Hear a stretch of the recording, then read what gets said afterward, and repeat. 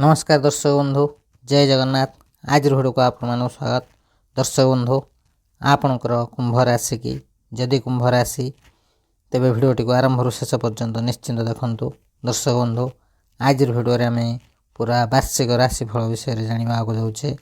कुंभ राशि व्यक्ति मानकर 2025 वर्षटी किपरि रहिबो सेमानकु कोन सब फायदा मिलबा को जाउछे से सब विषय संपूर्ण भाव जानिबा। दर्शक बंधु जदि आपणकर किंबा आपणक परिवार रे कहार भी कुंभ राशि होता है तेज निश्चिंत भाव भिडियोटी को आरंभ शेष पर्यंत देखंतु एवं चैनल को जदि प्रथम थर आस्थान तेज चैनल को सब्सक्राइब करने को जमा भूलु ना। दर्शक बंधु आपण मैंने थंबनेल देखि जानी पारिथिबे वर्ष 2024 रे कुंभ राशि व्यक्ति माने जहाँ सब हरैछंती बा बर्बाद होइछंती 2025 रे पुनर्बार सब किछि पाइबा को जाउछंती कुंभ राशि व्यक्ति माने।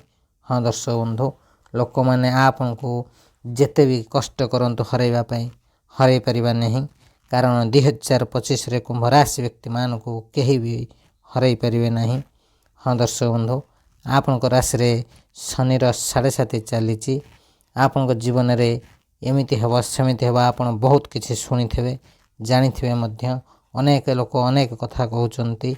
आपन को जातक रे शनि 7.5 चलीची जहाँ फल आपन जीवन में बहुत किसी घटना अघटना घटी सारी मध्य अनेक लोक अनेक कथा कही आपन को भयभीत करें। दर्शक बंधु गोटे कथा सदा सर्वदा ध्यान दिंतु आपणकर 2025 संपूर्ण कुंडली आपण मान कहवाक चाहूँ।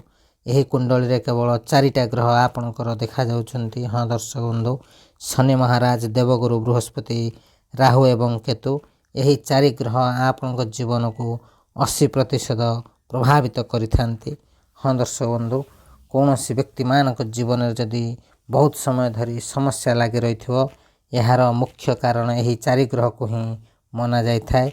कौन सी व्यक्तिर जीवन रे बहुत समय धरी जदि उन्नति मध्य होथिबो सेथिरे मध्य यही 4 गोटी ग्रहंकर ही हाथ रही थाए आपण माने भल भाव जानिथिबे। हाँ दर्शक बंधु यही 2025 वर्षटी आपण यही 4 ग्रह बहुत शुभ फल देवा जाउछंती। एथरो 2 ग्रह एमिति अछंती जेहेकि आपण को बहुत आग को जीवाक देवे।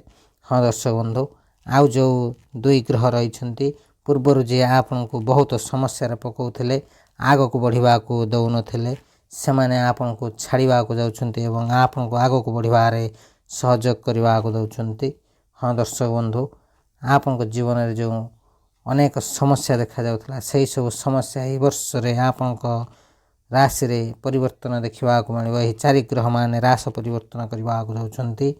प्रथम कथाटी होचे प्रभु शनिदेव 2025 रे 7.5 तृतीय चरण रे आपण को प्रवेश करबा को जाउछंती।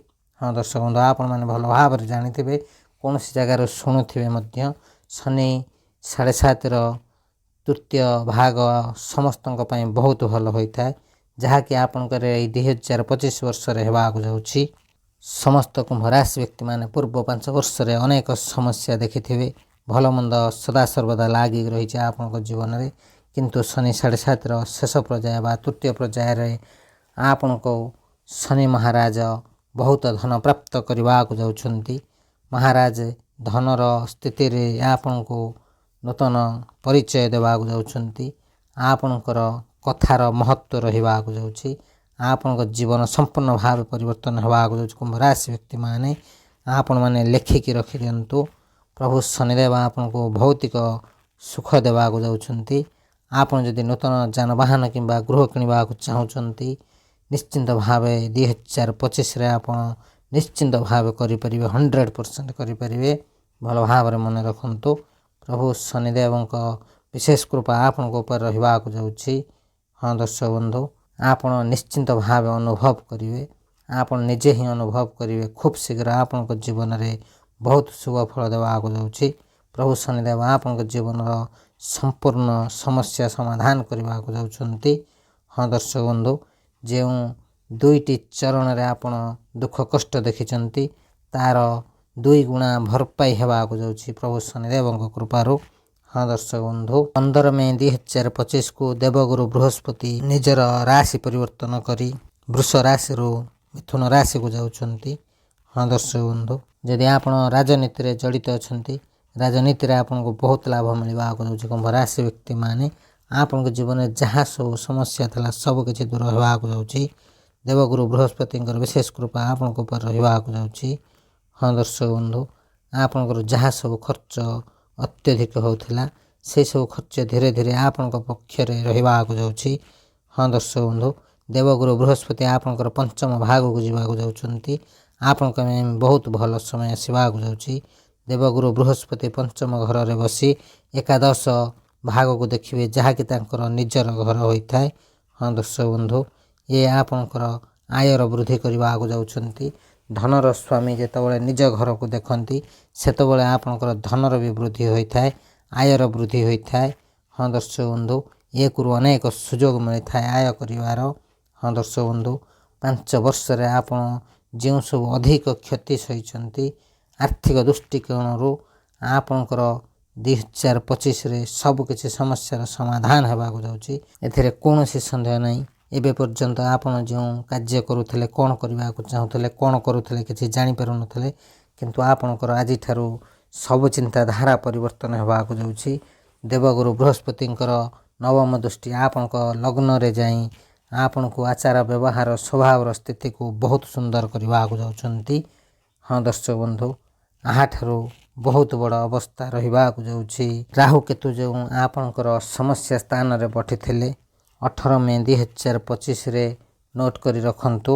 ଆପଣ ନିଜେ ହିଁ ଅନୁଭବ କରିବେ 18 ମେ 2025 ପରଠାରୁ ଆପଣଙ୍କ ଜୀବନରେ ଧନ ସମ୍ବନ୍ଧୀୟ ଲାଗିଥିବା ସମସ୍ୟାର ସମାଧାନ ନିଶ୍ଚିନ୍ତ ଘଟିବ। 100% ଆପଣ ଧନବାନ ହେବାକୁ ଯାଉଛନ୍ତି।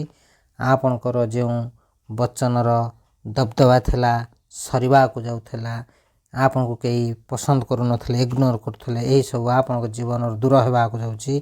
ଆପଣଙ୍କର ପ୍ରମୋସନ୍ ହେବାର ଯୋଗ ରହିଛି।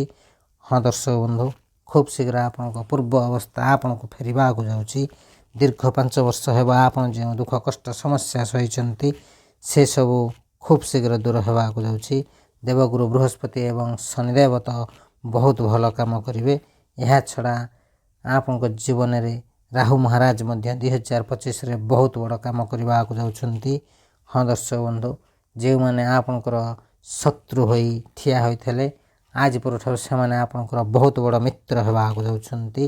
ହଁ ଦର୍ଶକ ବନ୍ଧୁ, କୁମ୍ଭ ରାଶି ବ୍ୟକ୍ତିମାନେ ଆପଣଙ୍କର ନିଜେ ହିଁ ନିଜ ଜୀବନକୁ ପରିବର୍ତ୍ତନ କରିବାରେ ସହାୟକ ହେବେ। ଆପଣଙ୍କ କୁଣ୍ଡଳୀରେ ଶନି ମହାରାଜଙ୍କର ବହୁତ ଭଲ ଯୋଗ ରହିବାକୁ ଯାଉଛି। ହଁ ଦର୍ଶକ ବନ୍ଧୁ, ବହୁତ ଲାଭ ଦେବାକୁ ଯାଉଛନ୍ତି ପ୍ରଭୁ ଶନିଦେବ। ଏହା ସହିତ ରାହୁ ମହାରାଜଙ୍କ ସ୍ଥିତିରେ ମଧ୍ୟ ଆପଣଙ୍କ ମାଇଣ୍ଡ ବହୁତ ପରିବର୍ତ୍ତନ ହେବାକୁ ଯାଉଛି। ଆପଣଙ୍କ ଡିସିସନ୍ ସଦାସର୍ବଦା ଠିକ୍ ହେବାକୁ ଯାଉଛି। ଆପଣଙ୍କର ଯାହା ସବୁ ଲସ୍ ହେଉଥିଲା ସେଇ ସବୁ ଆପଣଙ୍କର ଜୀବନରେ ଫାଇଦା ହିଁ ଫାଇଦା ହେବାକୁ ଯାଉଛି। ଆପଣଙ୍କର ଦାମ୍ପତ୍ୟ ଜୀବନ ବହୁତ ଭଲ ରହିବାକୁ ଯାଉଛି। ଭାଗ୍ୟର ସାଥ ମିଳିବ। ହଁ ଦର୍ଶକ ବନ୍ଧୁ, ଏହି ଗ୍ରହ ଯେତେବେଳେ ନେଇଥାଏ ଅନେକ ନେଇଥାଏ ଏବଂ ଯେତେବେଳେ ଦେଇଥାନ୍ତି ସେତେବେଳେ ଏତେ ଦେଇଥାନ୍ତି ସମ୍ଭାଳି ହୁଏ ନାହିଁ। ଭଲ ଭାବରେ ଧ୍ୟାନ ଦିଅନ୍ତୁ। ନିଶ୍ଚିନ୍ତ ଭାବେ ମେ ମାସ ପରଠାରୁ ଆପଣଙ୍କ ଜୀବନରେ ଏମିତି ପରିବର୍ତ୍ତନ ହେବ ଏଇ 2025ରେ ଆପଣ ନିଜେ ହିଁ ବିଶ୍ୱାସ କରିବେ ନାହିଁ। ଆପଣଙ୍କର ସମସ୍ତ ସ୍ୱପ୍ନ ସମସ୍ତ ଇଚ୍ଛା ପୂରଣ ହେବାକୁ ଯାଉଛି। 3 ଗ୍ରହର ସ୍ଥିତି ବହୁତ ଭଲ ରହିବାକୁ ଯାଉଛି। ହଁ ଦର୍ଶକ ବନ୍ଧୁ, ଆଉ ଗୋଟେ ଗ୍ରହ ଏମିତି ଅଛି ଯାହାକି ଆପଣଙ୍କ ପାଇଁ ସମସ୍ୟା ଟିକେ କରିପାରନ୍ତି। କେତୁ ମହାରାଜ, ଯିଏକି ଚତୁର୍ଥ ଗ୍ରହ। କେତୁଙ୍କ ସ୍ଥିତି ଆପଣଙ୍କର ଦାମ୍ପତ୍ୟ ଜୀବନରେ ଅଣ୍ଡରଷ୍ଟାଣ୍ଡିଂରେ କିଛି ପ୍ରୋବ୍ଲେମ୍ ହେଇପାରେ। ହଁ ଦର୍ଶକ ବନ୍ଧୁ, କେତୁ ମହାରାଜ ଆପଣଙ୍କର ପରିଶ୍ରମ ବଢ଼େଇ ପାରନ୍ତି। ହଁ ଦର୍ଶକ ବନ୍ଧୁ, 18 ମେ 2025ରୁ ଆପଣ ଓଂ କେତବେ ନମ ଜପ କରନ୍ତୁ। କେତୁ ଗ୍ରହଙ୍କ ଦଶାରୁ ମୁକ୍ତି ପାଇବେ କୁମ୍ଭ ରାଶି ବ୍ୟକ୍ତିମାନେ। ଭଲ ଭାବରେ ଧ୍ୟାନ ଦିଅନ୍ତୁ। କେତୁ ଗ୍ରହଙ୍କର ଟିକେ ଖରାପ ଦୃଷ୍ଟି ଆପଣଙ୍କ ଉପରେ ରହିବାକୁ ଯାଉଛି। ହଁ ଦର୍ଶକ ବନ୍ଧୁ, କିନ୍ତୁ ଏଥିରୁ ଆପଣ ଦୂର ପାଇବାକୁ ହେଲେ କେତୁ ଗ୍ରହଙ୍କୁ ସ୍ମରଣ କରନ୍ତୁ। ପ୍ରଭୁ ଶନିଦେବଙ୍କର ଜପ କରନ୍ତୁ। ଶନି ଚାଳିଶା ଜପ କରନ୍ତୁ। ବର୍ଷ 2025ରୁ ଆପଣ ଓଂ ଗୁରୁବେ ନମର ଗୋଟେ ମାଳା ସବୁବେଳେ ଜପ କରନ୍ତୁ। ନିଶ୍ଚିନ୍ତ ଭାବେ ଆପଣ ଯାହା ବି ହରାଇଛନ୍ତି ସବୁ କିଛି ପାଇବାକୁ ଯାଉଛନ୍ତି। ଆପଣଙ୍କର ଆର୍ଥିକ ସ୍ଥିତି ମଜବୁତ ହେବାକୁ ଯାଉଛି। 2025 ଆପଣଙ୍କର ସମସ୍ତ ସମସ୍ୟାର ସମାଧାନ ହେବାକୁ ଯାଉଛି। ନିଶ୍ଚିନ୍ତ ଭାବେ ଆପଣ ଅନୁଭବ କରିବେ ଖୁବ୍ ଶୀଘ୍ର ଆପଣଙ୍କ ଜୀବନରେ ବହୁତ ବଡ଼ ପରିବର୍ତ୍ତନ ହେବାକୁ ଯାଉଛି। ହଁ ଦର୍ଶକ ବନ୍ଧୁ, କୁମ୍ଭ ରାଶି ବ୍ୟକ୍ତିମାନେ ଆପଣଙ୍କ ପାଇଁ ସମୟ ବହୁତ ଭଲ ରହିବାକୁ ଯାଉଛି। ଭାଗ୍ୟର ସାଥ ମିଳିବ। ଭଗବାନ ଶନିଦେବଙ୍କର ବିଶେଷ କୃପା ରହିଛି। ଶନି, କେତୁ, ରାହୁ ଏବଂ ଦେବଗୁରୁ ବୃହସ୍ପତିଙ୍କର ବିଶେଷ କୃପା ଆପଣଙ୍କ ଉପରେ ରହିବ। ବାସ୍ ଛୋଟ ଛୋଟ କଥାକୁ ଟିକେ ଧ୍ୟାନ ଦେବେ। ନିଶ୍ଚିନ୍ତ ଭାବେ ଆପଣଙ୍କ ଜୀବନରେ ସଫଳ ହିଁ ସଫଳ ମିଳିବାକୁ ଯାଉଛି। ଏହିସବୁ ଶୁଭ ଫଳ ପାଇବାକୁ ହେଲେ ପ୍ରଭୁ ଶନିଦେବଙ୍କର ଶନି ଚାଳିଶା ନିଶ୍ଚିନ୍ତ ଜପ କରନ୍ତୁ। ପ୍ରତ୍ୟେକ ସନ୍ଧ୍ୟା ସମୟରେ ହନୁମାନ ଚାଳିଶା ମଧ୍ୟ ଜପ କରନ୍ତୁ। ନିଶ୍ଚିନ୍ତ ଭାବେ ଶୁଭ ଫଳ ପ୍ରାପ୍ତ ହେବ। ଏହି ଭିଡ଼ିଓଟି କୁମ୍ଭ ରାଶି ବ୍ୟକ୍ତିମାନଙ୍କ ପାଇଁ ବହୁତ ଗୁରୁତ୍ୱପୂର୍ଣ୍ଣ। ସେଥିପାଇଁ ଭିଡ଼ିଓଟିକୁ ଶେଷ ପର୍ଯ୍ୟନ୍ତ ଦେଖନ୍ତୁ। ଭିଡ଼ିଓ ଗୋଟେ ଲାଇକ୍ କରିବା ସହିତ କମେଣ୍ଟ ବକ୍ସରେ ଜୟ ଶନିଦେବ ଲେଖିଦିଅନ୍ତୁ। ପ୍ରଭୁ ଶନିଦେବଙ୍କର ବିଶେଷ କୃପା ଆପଣଙ୍କୁ ମଧ୍ୟ ମିଳିବ। ଦର୍ଶକ ବନ୍ଧୁ, ନିଜର ଭବିଷ୍ୟ ବିଷୟରେ ଭଲ ଭାବରେ ଜାଣନ୍ତୁ। ସମ୍ପୂର୍ଣ୍ଣ ବାର୍ଷିକ ରାଶିଫଳ ରହିଛି। ହଁ ଦର୍ଶକ ବନ୍ଧୁ, ଆହୁରି କିଛି ବଡ଼ ବଡ଼ ଭବିଷ୍ୟବାଣୀ ଜାଣିବାର ଅଛି। ସେଥିପାଇଁ ଭିଡ଼ିଓଟିକୁ ଶେଷ ପର୍ଯ୍ୟନ୍ତ ନିଶ୍ଚିନ୍ତ ଦେଖନ୍ତୁ। ଗ୍ରହମାନଙ୍କର ଗୋଚରରେ ଆପଣଙ୍କ ଜୀବନରେ ନିଶ୍ଚିନ୍ତ ଭାବେ ଘଟିବାକୁ ଯାଉଅଛି ଏମିତି କିଛି ଘଟଣା। ଆପଣମାନେ ନିଶ୍ଚିନ୍ତ ଭାବେ ଲେଖି ରଖନ୍ତୁ। ଏହା 100% ସତ ହିଁ ସତ। 2025ରେ ଏହିସବୁ ସମୟରେ ଆପଣଙ୍କ ଜୀବନରେ ଗୁରୁତ୍ୱପୂର୍ଣ୍ଣ ଘଟଣା ଘଟିବାକୁ ଯାଉଛି। ହଁ ଦର୍ଶକ ବନ୍ଧୁ, କ'ଣ ସେହି ଭବିଷ୍ୟବାଣୀ ଯାହା ଆପଣଙ୍କ ଜୀବନରେ 2025 ମସିହାରେ ଘଟିବାକୁ ଯାଉଛି? ଭିଡ଼ିଓଟିକୁ ଶେଷ ପର୍ଯ୍ୟନ୍ତ ଦେଖନ୍ତୁ, ଜମା ବି ମିସ୍ କରନ୍ତୁ ନାହିଁ। ଯଦି ଆପଣଙ୍କର କୁମ୍ଭ ରାଶି ହୋଇଥାଏ, ଆପଣ ଯଦି ଈଶ୍ୱରଙ୍କୁ ସଚ୍ଚା ହୃଦୟରେ ଭକ୍ତି କରନ୍ତି, ବିଶ୍ୱାସ କରନ୍ତି, ତେବେ ନିଶ୍ଚିନ୍ତ ଭାବେ ଭିଡ଼ିଓଟି ଗୋଟିଏ ଲାଇକ୍ କରି କମେଣ୍ଟ ବକ୍ସରେ ଜୟ ଶନିଦେବ ଲେଖିଦିଅନ୍ତୁ। ପ୍ରଭୁ ଶନିଦେବଙ୍କର ବିଶେଷ କୃପା ଆପଣଙ୍କୁ ମିଳିବ। ହଁ ଦର୍ଶକ ବନ୍ଧୁ, ଦେବଗୁରୁ ବୃହସ୍ପତି ଗୋଟିଏ ବର୍ଷ ପର୍ଯ୍ୟନ୍ତ ଆପଣଙ୍କ ପଞ୍ଚମ ଭାଗରେ ରହିବାକୁ ଯାଉଛନ୍ତି, ଯାହାଫଳରେ ଆପଣଙ୍କୁ ସନ୍ତାନ ପ୍ରାପ୍ତ ପାଇଁ ବହୁତ ଭଲ ସମୟ ରହିଛି। ଯେଉଁମାନେ ସନ୍ତାନ ପାଇଁ ଚେଷ୍ଟା କରୁଛନ୍ତି ସେମାନଙ୍କୁ ସନ୍ତାନ ପ୍ରାପ୍ତର ଯୋଗ ରହିଛି। ମେ ମାସ 15, 2025ରୁ ମେ 15, 2026 ପର୍ଯ୍ୟନ୍ତ ଦେବଗୁରୁ ବୃହସ୍ପତି ଆପଣଙ୍କର ପଞ୍ଚମ ସ୍ଥାନରେ ରହିବାକୁ ଯାଉଛନ୍ତି, ଯାହାର ଅତ୍ୟନ୍ତ ଶୁଭ ଫଳ ଆପଣଙ୍କୁ ମିଳିବାକୁ ଯାଉଛି। ହଁ ଦର୍ଶକ ବନ୍ଧୁ, ଆପଣଙ୍କ ପାଇଁ ସମୟ ବହୁତ ଭଲ ରହିବାକୁ ଯାଉଛି। ଦେବଗୁରୁ ବୃହସ୍ପତିଙ୍କର ଶୁଭ ଦୃଷ୍ଟି ଆପଣଙ୍କ ଉପରେ ରହିବ। ଆପଣଙ୍କର କର୍ମ ଆପଣଙ୍କର ସାଥ ଦେବାକୁ ଯାଉଛି। ହଁ ଦର୍ଶକ ବନ୍ଧୁ, ଆପଣଙ୍କ ବିଜନେସ୍ରେ ଗୁରୁ ବହୁତ ସଫଳତା ଦେବାକୁ ଯାଉଛନ୍ତି। ଆପଣଙ୍କ ଭାଗ୍ୟ ସମ୍ପୂର୍ଣ୍ଣ ଭାବେ ପରିବର୍ତ୍ତନ ହୋଇଯିବ। ମେ ମାସ 15 ତାରିଖ ପରେ ଆପଣଙ୍କ ଭାଗ୍ୟରେ ବହୁତ ବଡ଼ ପରିବର୍ତ୍ତନ ନିଶ୍ଚିନ୍ତ ହେବ, 100% ହେବାକୁ ଯାଉଛି। ହଁ ଦର୍ଶକ ବନ୍ଧୁ, ଦୀର୍ଘ 2.5 ବର୍ଷ ପରେ ମାର୍ଚ୍ଚ 30 ତାରିଖ ଦିନ ଶନିଦେବ ଆପଣଙ୍କର ଦ୍ୱିତୀୟ ଭାଗ ମୀନ ରାଶିକୁ ଚଳନ କରିବେ, ଯାହା ଆପଣଙ୍କ ମନରୁ ଚିନ୍ତାକୁ ଦୂର କରିବେ। କାରଣ ଚନ୍ଦ୍ରମା ହେଉଛନ୍ତି ଆମର ମନର କାରକ ଗ୍ରହ।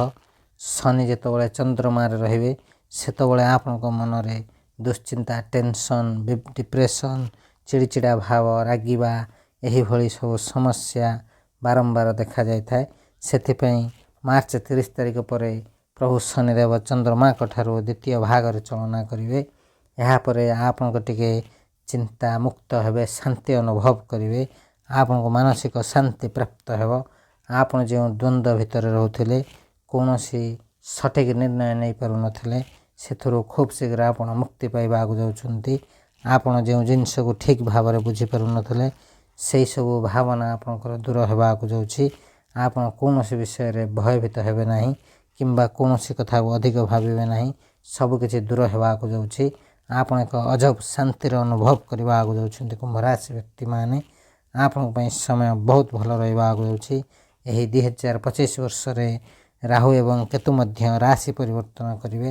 ବର୍ଷର ପ୍ରଥମାର୍ଦ୍ଧରେ ରାହୁ ଆପଣଙ୍କ ଦ୍ୱିତୀୟ ଗ୍ରହରୁ ବାହାରି ଆପଣଙ୍କର ବକ୍ରୀ ହୋଇ ଆପଣଙ୍କର ପ୍ରଥମ ଗ୍ରହକୁ ଆସିବେ।